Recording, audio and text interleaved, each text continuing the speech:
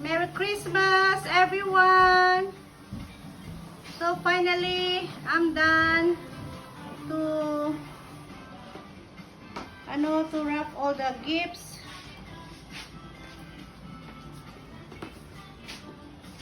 Finally, I'm done. So I'm kind of late magbalot. So ayan na sila lahat. Dahil I got a lot of grandkids and I got a big family. That's why every year isang tambak ang mga regalo nila.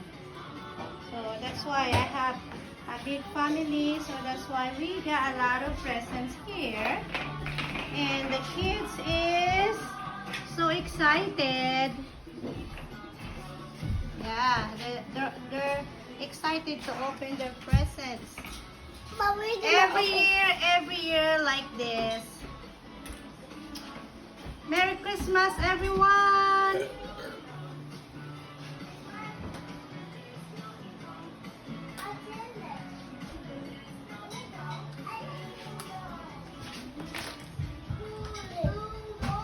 Thanks, God. Merry Christmas.